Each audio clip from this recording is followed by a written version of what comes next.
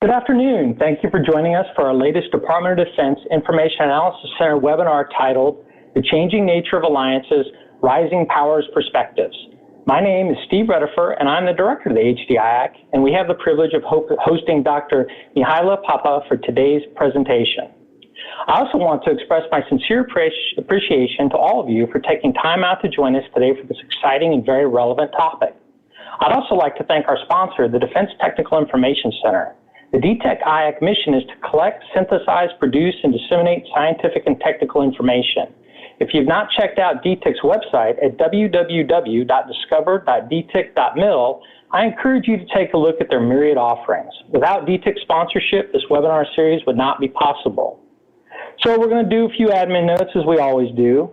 Please note that all the attendee lines have been muted, so if you got questions during the webinar, we're going to ask you to submit them using the attendee chat box you see on the left-hand side of the screen. We're going to work to save the last 10 minutes or so of the presentation to go over the questions and discuss them. Please also note that this webinar is being recorded. A link for the recording as well as the slides will be available at the HDIAC website for later download to our registered members. With that, it is my pleasure to introduce you to today's presenter, Dr. Mihaela Papa. Dr. Papa is a co-investigator on the Rising Powers Alliances research project, which is sponsored by the Minerva Research Initiative, and an adjunct assistant professor in sustainable development and global governance at Tufts University's Fletcher School of Law and Diplomacy. As a postdoctoral fellow at the Harvard Law School, she examined India, China, and Brazil in international dispute settlements and spent time in China as a visiting researcher at Fudan Center for BRICS studies, prompting her BRICS-focused research agenda. Dr. Papa is an active practitioner with extensive experience advising institutions on global strategies and managing international collaborations. In this capacity, she has worked with the Massachusetts Institute of Technology, the Croatian Ministry of Foreign Affairs, consulted for the U.S. government, the European Commission, and the International Institute for Sustainable Development.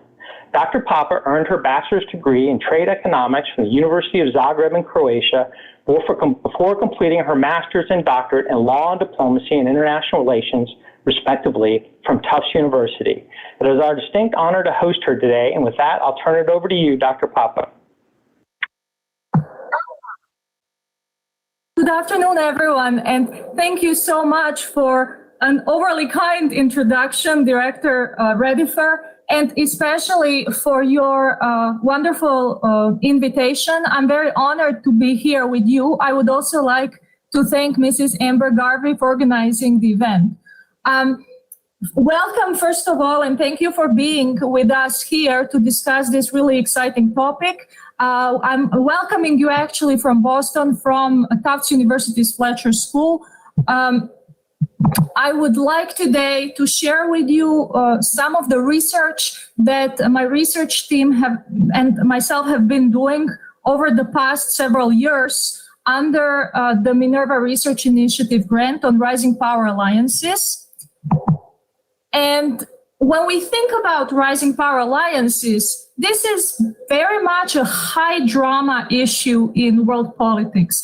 So when you think about who is actually rising for a long time, the question was, yes, like China is rising. But now, of course, there is India in the mix. There are different rising powers, and they are actually engaging in coalitions. And why are they rising? Also, a lot of the debates are we seeing the new Cold War? Is it on the horizon? And who will be parties of that new Cold War?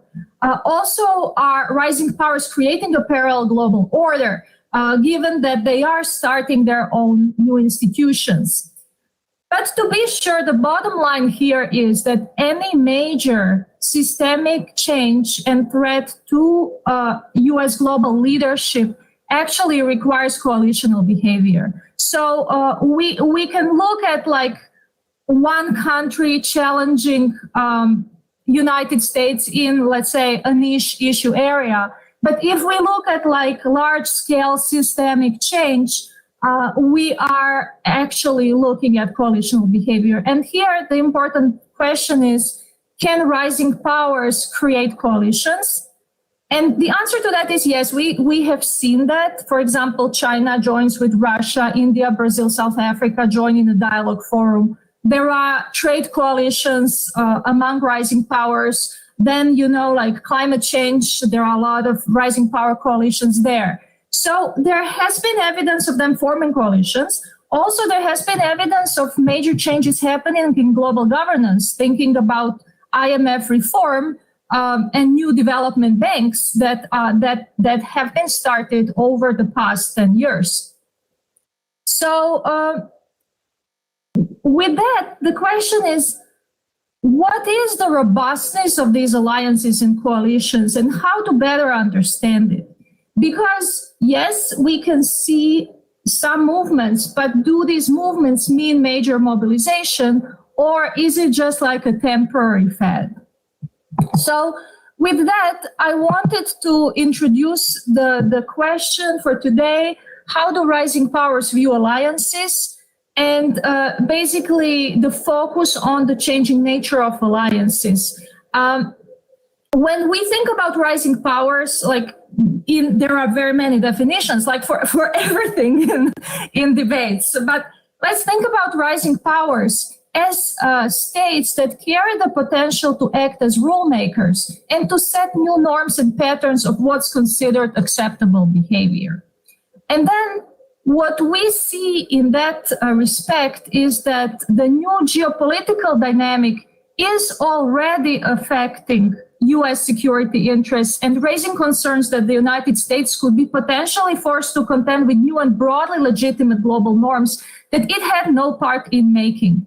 And we have seen different elements of that already. So, for example, think about in 2014, where there was conflict over Crimea and the effort of G7 to impose sanctions, and basically BRICS did implicitly support Russia and did not go strongly against Russia. BRICS also threatened to withdraw from G20 summit in Australia if Russia was excluded. Also, there have been efforts for Russia to supply gas to China using local currencies, moving more strongly toward local currencies. When I talk about BRICS, I mean the group of Brazil, Russia, India, China, and South Africa. And I will introduce it in more detail later.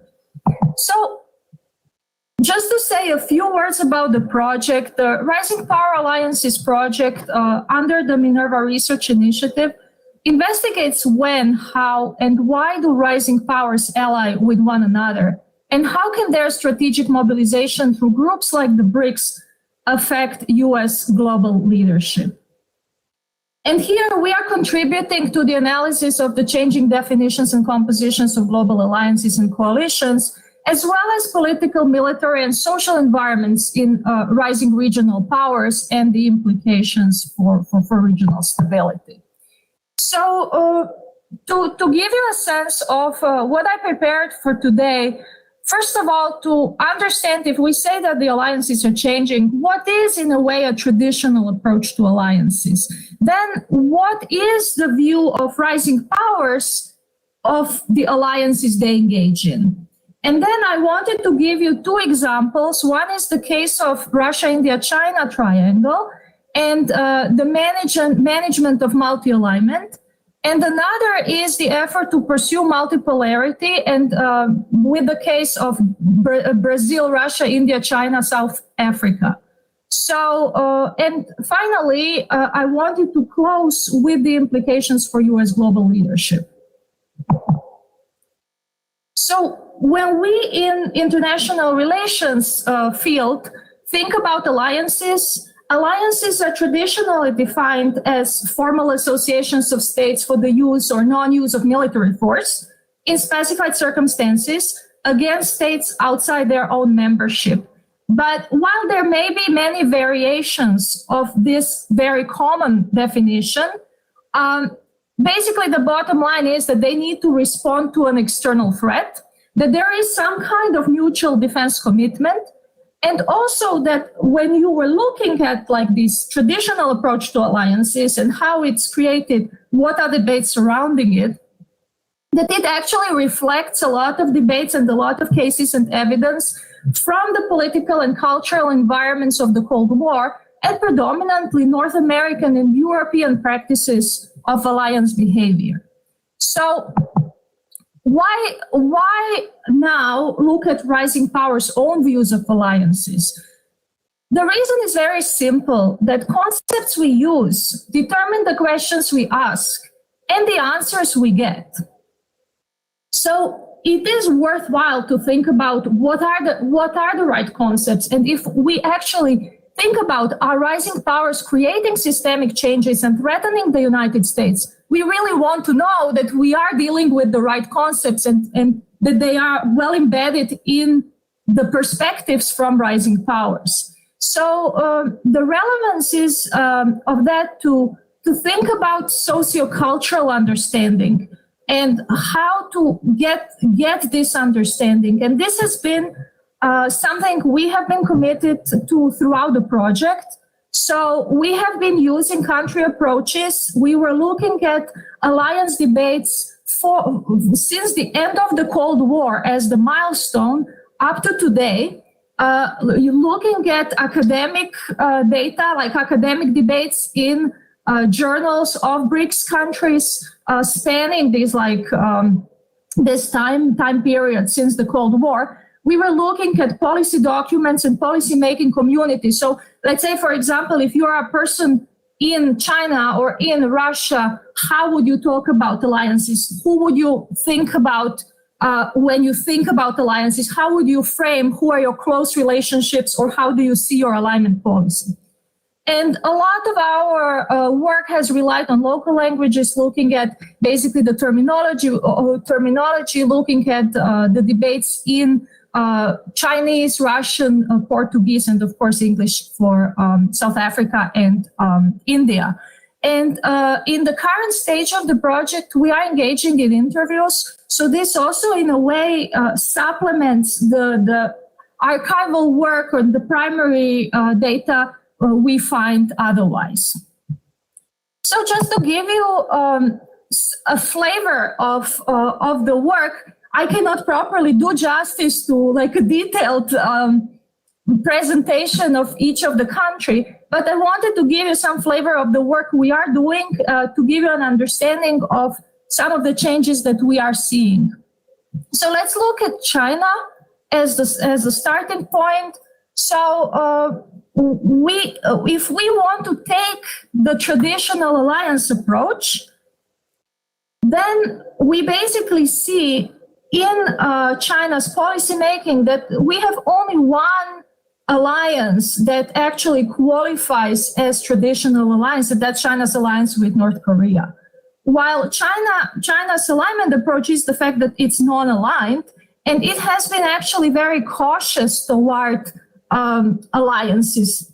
When we try to see through automatic content analysis, and this is what this table shows you, we try to see when we look at Chinese debates in academia in top Chinese journals between 1990 to 2019, what concepts come out when we use the key words that are alliance and alliance related.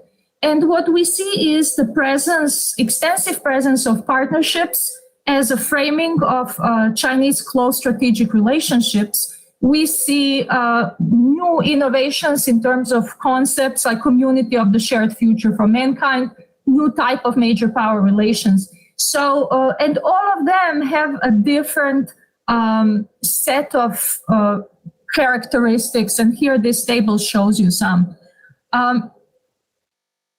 I can show you now we can also look at the evolution of China's approaches, and we can look at through different eras of China's administrations, which approach comes out, how our approach is changing. So for example, what's interesting about China in terms of alliances is that there is a lot of increase in discussions of alliances, especially as China feels competitive pressure. And every time China uses alliances as a word and as a concept, the focus is on non-China-led alliances. So for its own purposes, China envisions its own close relationships through strategic partnership prism, but it discusses other like hostile alliances as a threat to its own policies. So if we move to South Africa's approach to alliances, here we saw that the concept does not really distinguish whether that the concepts, first of all, are used very synonymously. What's an alliance? What's a coalition? What's a strategic partnership? But also that there is no real distinction between security and non-security issues.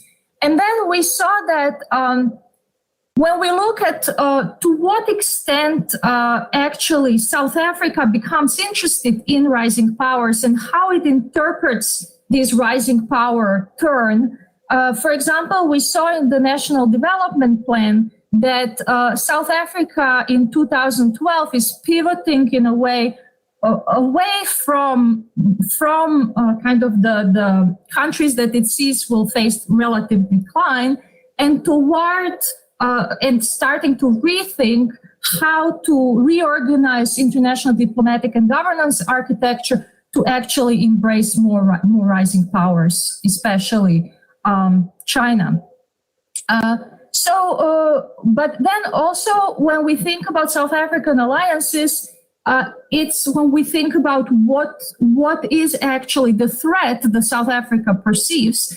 And South Africa does not actually find plausible that there will be like an overt armed threat, but rather finds the principal sources of insecurity as underdevelopment, poverty, access to vital resources, spread of diseases, and so on. So basically, the response to the threat is not necessarily a security response of the traditional alliances. What is also interesting here is that we have seen South Africa in the BRICS group, in this like coalition, trying to put forward security cooperation as an important area and actually proposing to deepen cooperation on peacekeeping and some other on defense trade and other areas. So, and these were not successful initiatives. So there is a way to go here for South Africa. Then when we look at Russia, what is interesting about Russia is that the level of ranking of relationships is very nuanced. And also strategic partnerships are very important in Russia's current practice. But and Russia's practice actually, when Russia is very close to another partner, it puts all these attributes like brotherly, spiritual relationship and so on. But what's also interesting is that there is a certain social mobility. So let's say if you have like a partnership with Russia, you can evolve into strategic partnership, but then you also can deteriorate. So let's say you are no longer like such great friend to Russia, then like some of these strategic aspects of the partnership are no longer present in some of the later agreements Russia would sign. So in terms of Russia's policy approach to alliances, there are several key themes. One is the concern with offensive alliances, specifically NATO, jeopardizing Russia's sovereignty, but reluctance to commit to counter alliances. And what we find is that there are a lot of mixed messages on how Russia perceives formal alliances. And here, especially with collective security treaty organization that would, like in traditional terms, qualify as an alliance. But that does not stop, for example, Vladimir Putin in 2014 saying Russia has no alliances. So this like self-perception of what is an alliance, how effective it is, and what it needs to be doing, but also in Russia's case in particular, the disappointment of allies not stepping up to the military and like security agenda that Russia wants to promote. So that also exists. But if we look at Russian documents, we see that there is a lot of clarity on military alliances being outdated, and the need to replace them with multi-vector diplomacy and informal institutions. Also, Russia very specifically targets some of the partners looking at some of the partners to develop close relationships with for the ideas about the global order Russia promotes. And that is a relevant, support for these ideas is a relevant criterion for engaging in an alliance.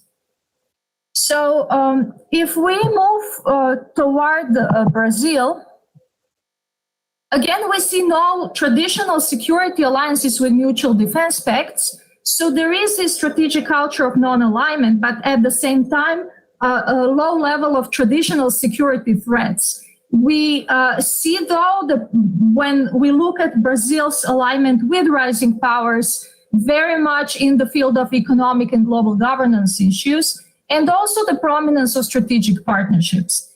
That said, it was actually Brazil that has been actively promoting security cooperation through BRICS, especially on counterterrorism, and not only bringing it to the agenda, but also starting different working groups, and now this culminated in joint counterterrorism strategy.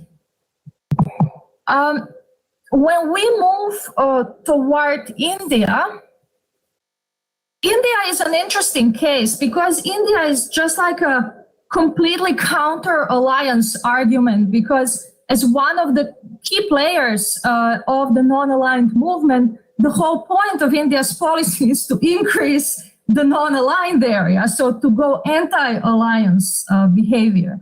But what we have seen over time that the Indian foreign policy approach has been changing. So from the initial non-alignment, which meant rejecting membership of either Cold War blocs and basically maintaining meaningful relationships with major powers, we have seen non-alignment evolve into strategic autonomy thinking, where basically India always preserves its flexibility to selectively tilt towards major powers and always has the policy space. The debates have moved into non-alignment 2.0, like in terms of thinking, okay, how would India position itself between US and China? And basically the policy-making debates were about the maintaining strategic equidistance. And then finally now, and especially with the current Indian foreign minister, we have this situation of multi-alignment where there is declared consistent strategic interest, but also the flexibility to tilt is preserved. One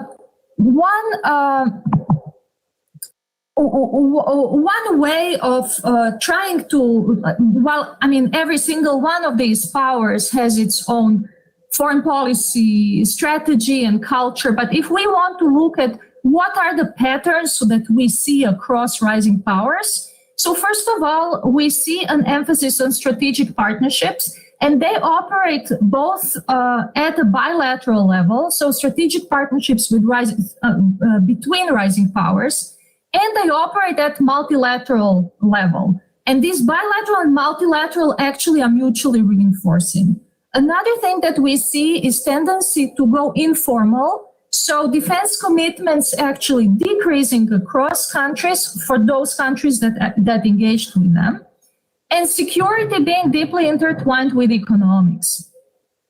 And then there is emphasis on technical and not ideological, as well as on multi-alignment statecraft. So basically continuously aligning while distancing from both partners and enemies. So this is very much the anti-ally loyalty sentiment that we are seeing here.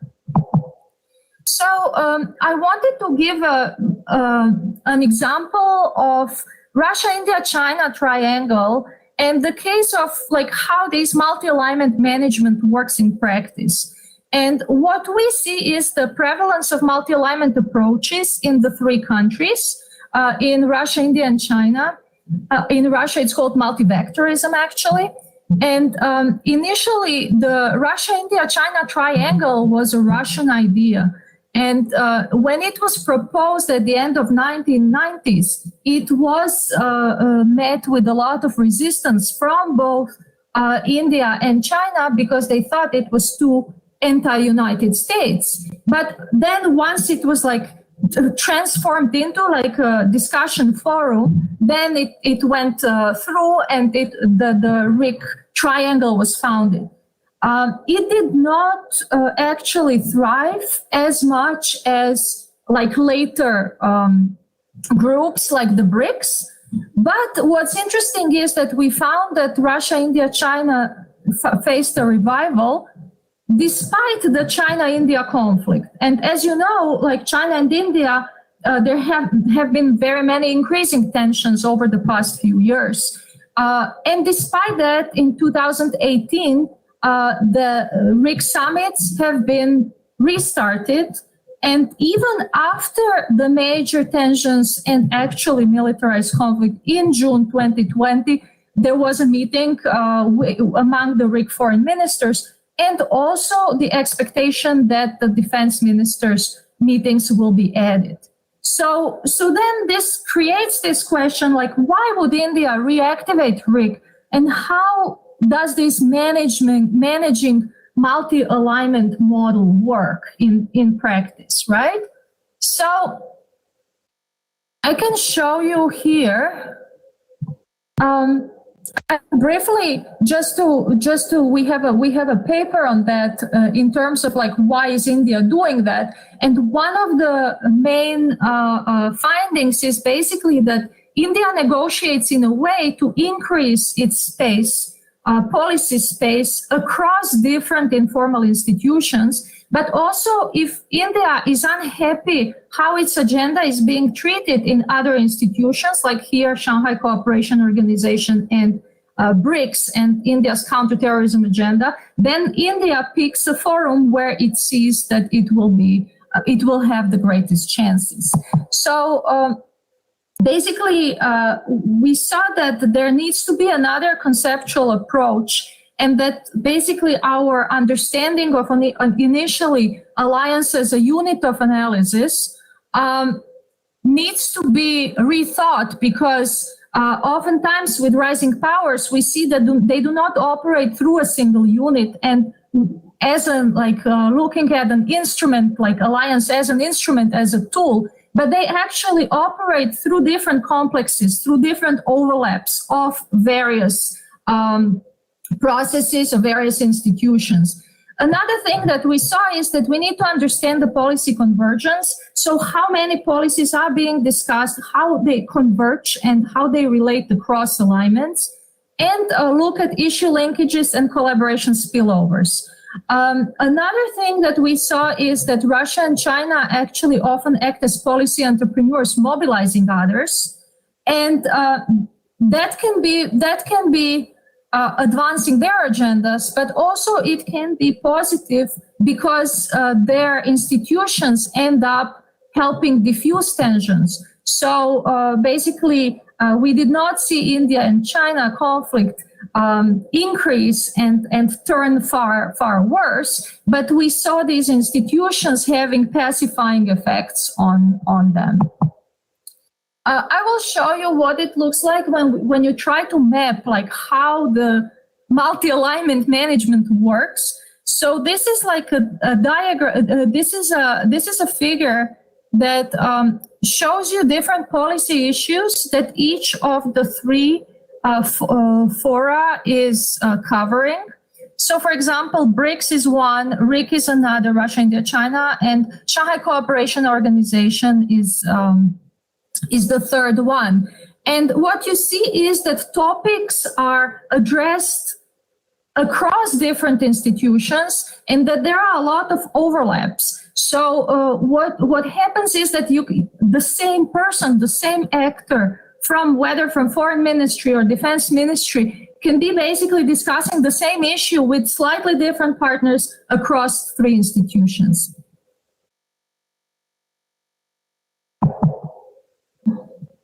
I also wanted to give you another example of the changing nature of alliances, and that's basically this normative challenge, which is a challenge of multipolarity. And this is especially in the case of BRICS, And when we look at that, in 1997, there was this Russian-Chinese joint declaration on how to create a multipolar world order and how to promote the multipolarization of the world and create an order where no country should seek hegemony, engage in power politics, or monopolize international affairs. So basically, it is an original or counter-hegemonic endeavor.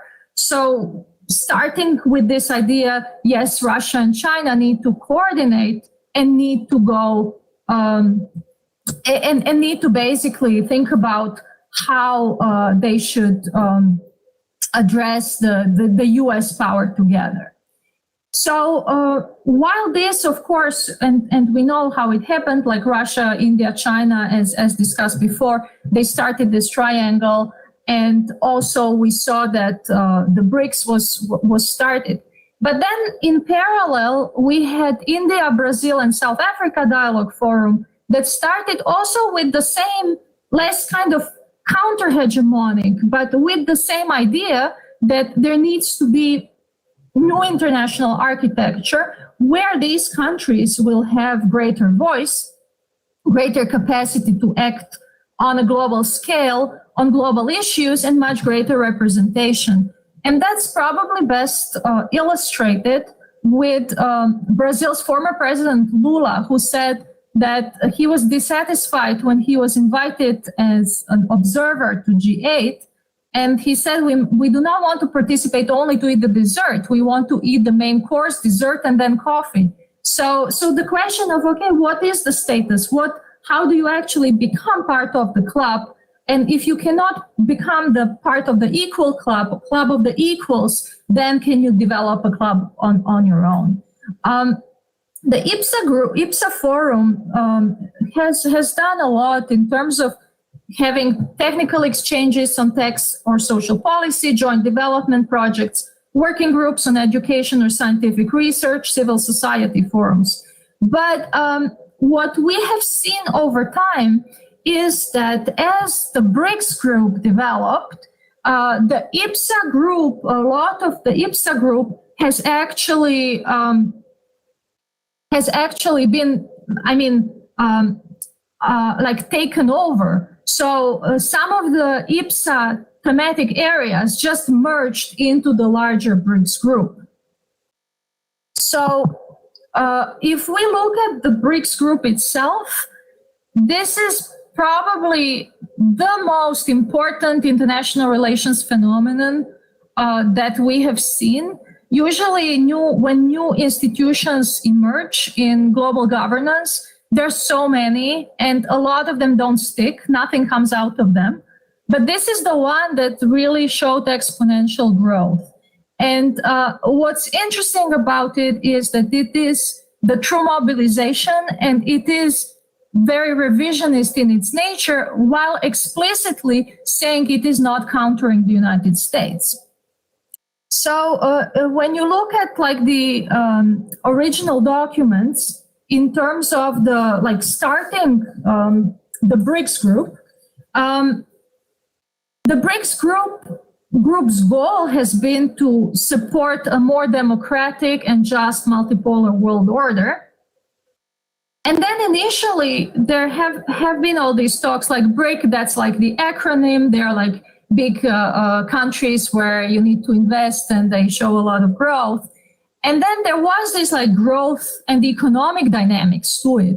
But what actually happened is that Russia was the one that championed it and picked up on this like positive momentum and turned it into a group of countries that are independently meeting at the very highest levels and are trying to coordinate their policies. It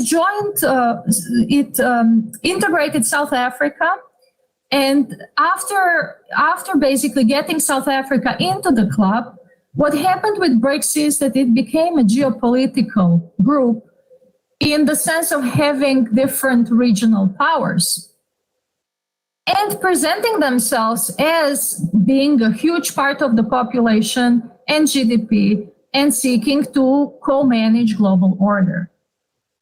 Where we see BRICS today is that collaboration processes that BRICS set up as reinforcing are actually thriving. We see that there are, like, despite the fact that this was COVID time and that BRICS needed to meet virtually, right now there are 118 cooperation areas and where actually policy coordination is sought. Some of this policy coordination is sought as like an internal implementation mechanism, like in terms of policy diffusion, but some of it is sought to better negotiate on the external front and get better deals in larger multilateral negotiations. What's interesting here is that there are like new long-term strategies that this group is developing and new ways of competing and new mobilization narratives. The reason why BRICS is so famous now is that it actually created something concrete, because any group of countries can have a talk shop. But once you put down the money for an institution, that's when you mean business. And here, BRICS created this new development bank, and it operates on one vote, one country, one vote principle, and everybody put the same amount of money. But at the same time, they created a contingency currency pool, which is like financed mostly by China, and you can see here the amounts. So what's happening with the bank is that you see that once a delegates its power and creates an international organization, there is going to be an international organization. No, I mean, people are not going to stop paying for it. So in a way, this like physical body that is now based in Shanghai actually is like an engagement pool for the BRICS and kind of cements the acronym and cements the cooperation, because they keep now meeting in that format. What we are doing now in the project, and just wanted to give you as an illustration, we have been looking at different 12 qualitative case studies examining BRICS coalitional behavior. So, for example, what you see in newspapers or what you see in debates is often, okay, this is a huge success, everybody wants to talk about it. And like this is like the masterful negotiation, consensus building, everybody agrees. But one thing we want to see is what are the things that were tried and failed, or what are the failures? What can we learn when, under what conditions cooperation cannot happen?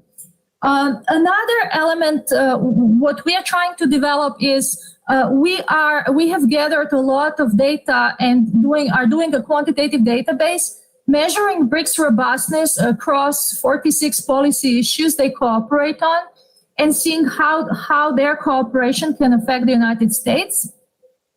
So this is the data set that has 1,200 data points documenting 10 years of cooperation.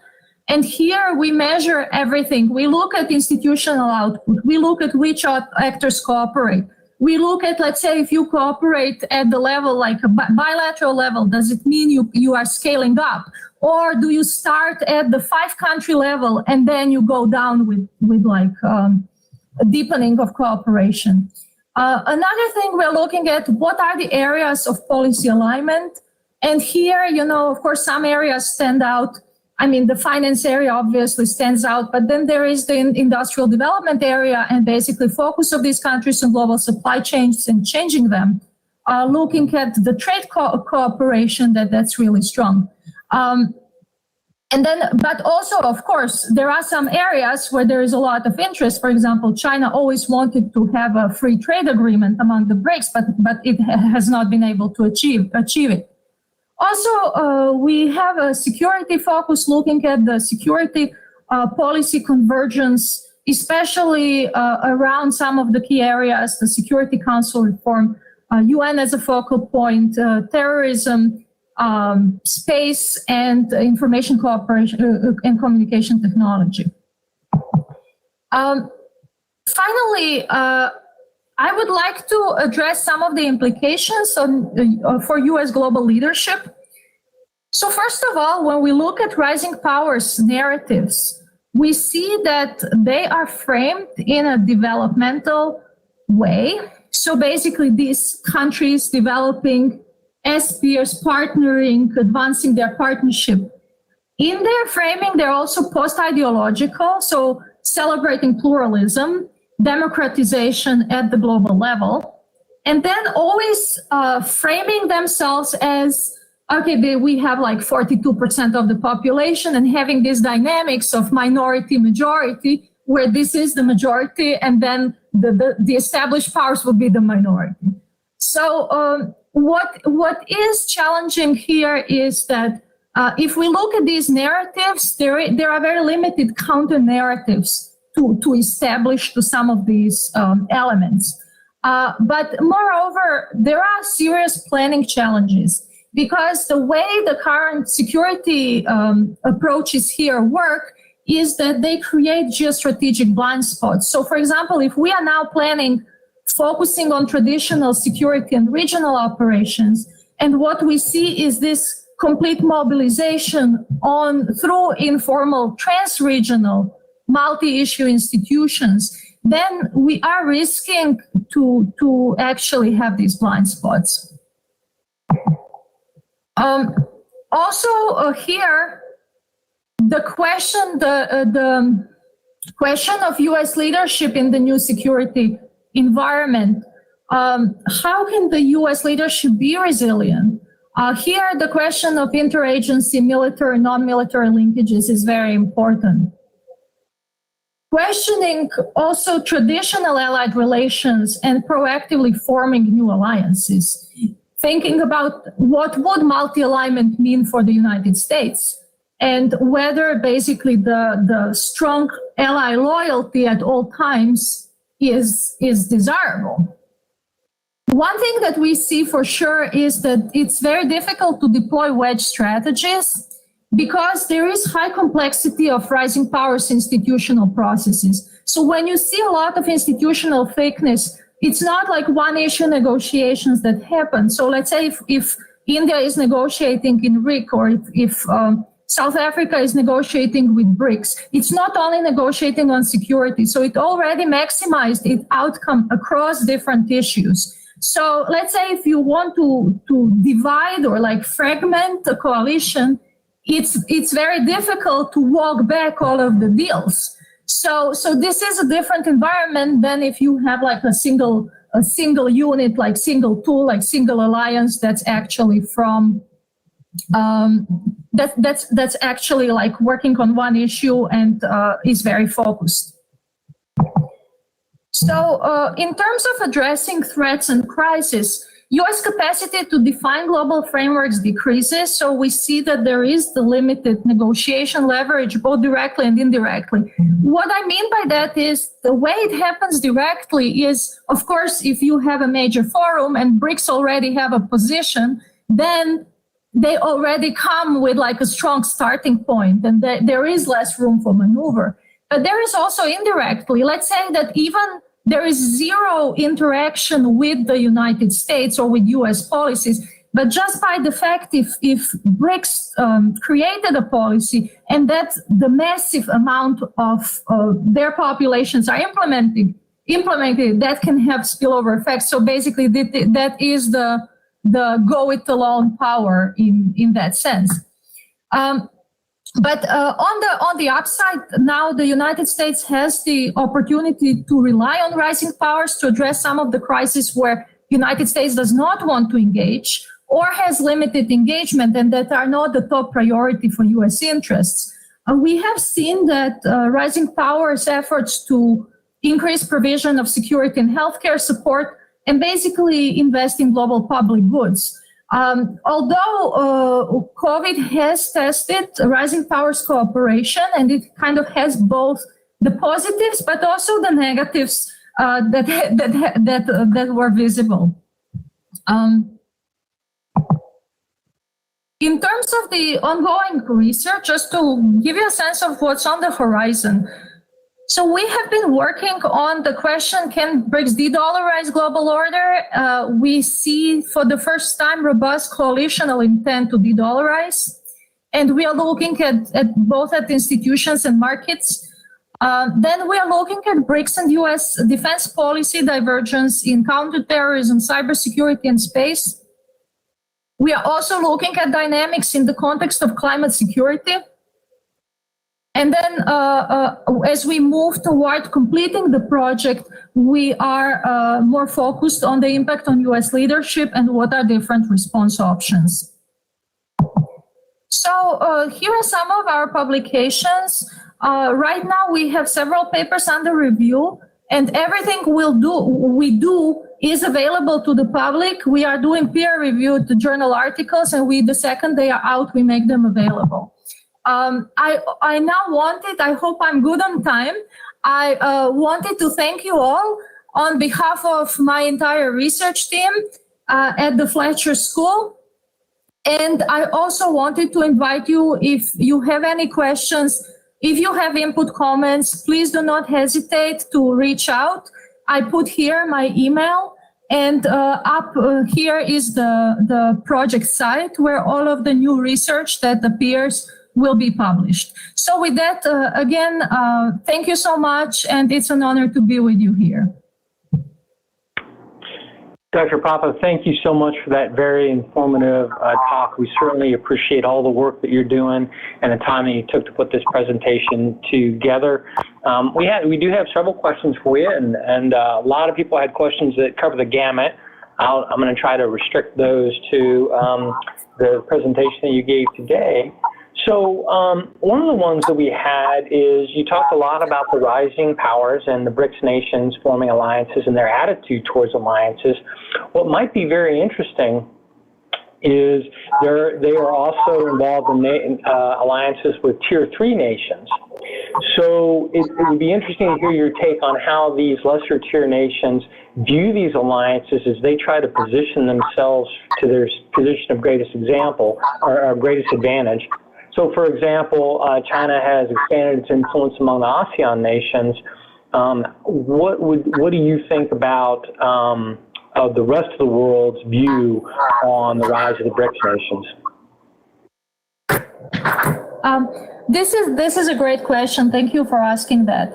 So, one aspect of this question is that there is a question of demand, and then there is a question of supply. So who is demanding action with BRICS? And here we see that BRICS club membership has been very seen as a benefit. And actually, before China promoted South Africa as a member, as well as other countries wanted South Africa as a member to join the BRIC group, actually, Nigeria was very interested in joining. So then we had the case of Turkey interested in joining. Then there is a question of who would like to join the group, but then there is also the question who would like to be funded by the bank and who would like to put money into the bank. So like latest was the Bangladesh and Bangladeshi interest. So basically, when we look at these questions, there is a question of demand, but then there is also a question of supply. And in order for the BRICS countries to establish themselves as leaders and to basically show what they want to do, one practice they have taken upon themselves is that every time they have a summit, they invite regional leaders. So, for example, when there is a summit in Russia, a BRICS summit, then this BRICS summit would be concurrent with SCO summit, so with Shanghai Community Organization summit. So in that sense, that they would basically project their status and power to the greater and larger audience. Another area where we see changes happening in terms of getting others involved. So we looked at the United Nations and whether BRICS are actually together in these different bodies of the United Nations as a group. And we looked at every single body. And in 30 bodies, they either have a website dedicated to them or a joint report or some way of basically exercising joint voice. And basically, as we see as they're spreading as a group and as a unit in the UN, I would expect that more and more countries will be exposed to what they want to do, and there will be more negotiation opportunities for them to try to get them, if they agree and if they want to push a policy agenda forward, to get them to their side. So what's interesting is that there are, just to summarize, that there are these institutional processes that are designed to get people and get other countries interested, and also to enable the institution, the BRICS as a group, to reproduce itself and thrive. And I think this is very much a mobilization we have not seen to that level before on behalf of rising powers. I hope this answers. Indeed. Thank you very much.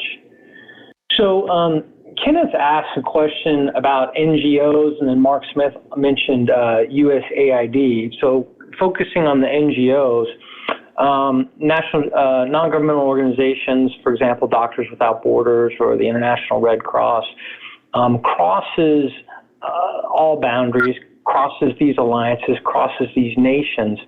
How do you see the role of non-governmental nations in the rise of these powers? I think, first of all, when we think about non-governmental organization, we need to think about what they do best, and that's hold accountability standards high. There is a group I see a lot of in terms of BRICS in particular. There is a whole movement in South Africa that is about BRICS from below, basically saying that now this group is not really promoting new and sustainable practices, but actually needs to have a reality check and needs to be more in tune with the basic needs of the people.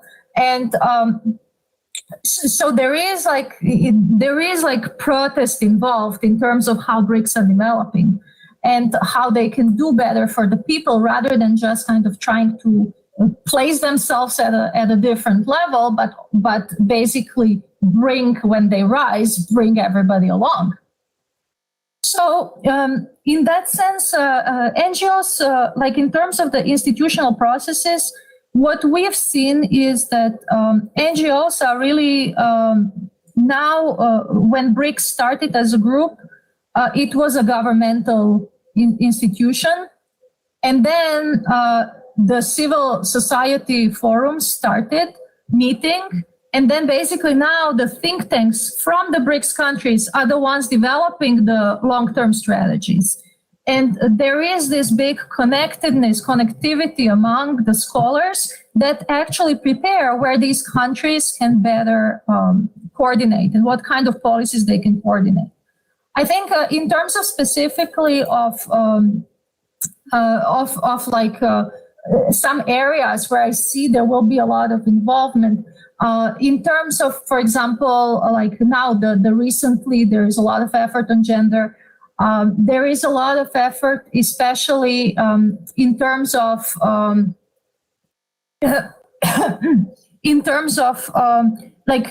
when you think about humanitarian issues. I think that's one area where there's potential.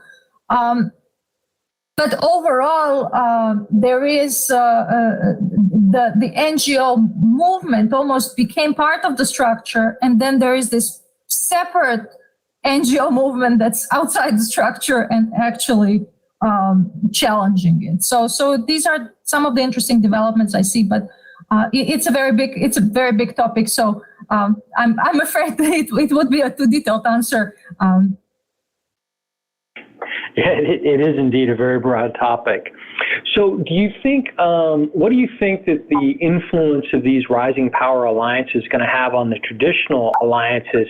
And I think that the example that would jump to mind is NATO. What do you think the impact is going to be on those longstanding traditional major power alliances? I think that's an interesting question.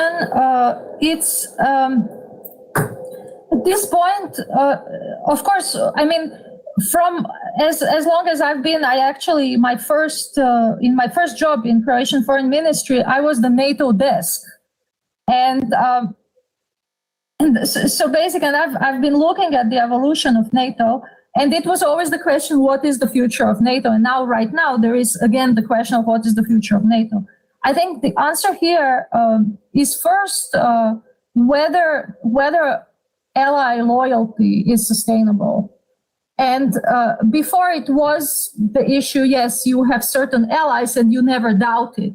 But now in this time of multi-alignment, it's not that we can say, okay, like US can always rely on India or US can always rely on Brazil or, so just the expectation and given how rising powers are operating and looking at their foreign policy concepts, their own approaches, alignment choices, alignment policies, you basically see that this expectation of loyal alignment is not the priority, right? That there is this effort to establish strategic autonomy and to be basically more flexible, more informal, in a way more free to pursue any policy that works at a given moment. So I see that these norms of who is the ally are going to change. And rather than this socialization and taking for granted allies, that's not, I just don't envision that being the case. Another question with traditional alliances is that right now, if we look at Russia and China, they go to enormous lengths to say that they're not allied, that they are not an alliance. But then you see that strategic partnership is what they are. And then if they add on to it all this defense cooperation, and if they become like so heavily like militarily linked, then you can be like, yes, come on, you call it strategic partnership. That's good. You can call it that way. But to what extent can you claim that it's not really like a new form or like a different quasi form of an alliance? So I think in that sense, these concepts are likely to change. And some things that we are seeing that might be strategic partnerships that start as economic and kind of counter hegemonic can evolve into like security tools and potentially be more challenging. And what I think is that if we now say, okay, they're just cooperating on economics or they're not interested in security, that does not mean that they will not be if the pressure ramps up or if there is a new sense of competition. So the fluidity doesn't work only like you are formal and then you are informal, but it also works. Yes, you are informal, but then if like things become hectic, then you are back to formal, right? So I feel that this is one way where we will see major changes. Thank you very much for your thoughts on that topic. Again, another heavy one. So I think we have time for one more question. Gabrielle asks if you know or you think that there are any strategic gaps that the United States should have in mind considering its future strategic engagements and alliance partnerships.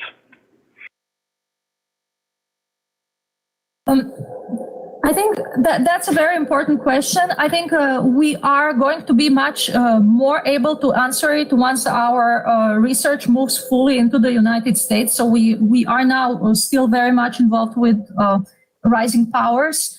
In terms of the strategic gaps, one major area is the entire planning is region-centered. And I see that if the challenge is trans-regional and coming from trans-regional entities, then how can region-centered planning help address it? So I see here that's a major concern. Another strategic gap is that there are the processes are being gradually developed and they're being gradually strengthened on the rising power side. So in a way, it is very difficult to just come in at any time and change the direction. So these are basically, in terms of when you're thinking about strategies, they would need to be long-term.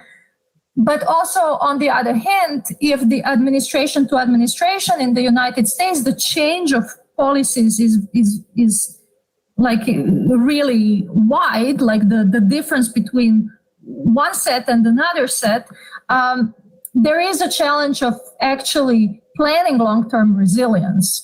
And I think the strategic gap means that, first of all, there needs to be longer term planning and higher level of consensus on the domestic front of what the key interests are, so basically that foreign policy, defense policy can in a way thrive and be more resilient when dealing with challenges that we are seeing that are not going away but are gradually becoming more relevant and probably more concerning.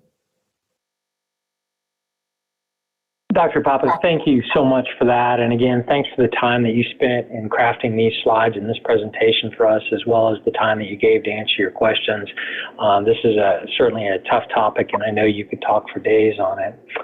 I want to thank our audience also for joining us today under these trying times. And as I mentioned at the beginning of today's webinar, you can see the slides and recording the presentation on the HDIAC website at www.hdIAC.org. I encourage you to check out our other presentations along these lines if you found this one to be interesting. Also, if you want to learn more about the IACs or get involved as a subject matter expert or a presenter, or just expanding your presence in the community, please feel free to reach out directly using the contact information that you're going to see pop up on the left-hand side of the screen. In addition to these monthly webinars, HDIAC also offers monthly podcasts, a bi-weekly email digest, as well as a technical inquiry service with the 4 free hours of technical consulting. So you'll see that good contact information on the chat box on the left-hand side of the screen. If you enjoy our products, please like us and follow us on social media as well. Thank you for your time today. Dr. Papa, thanks again, and best regards to everyone, and I hope you all stay well. Thank you all. Thank you so much for having me.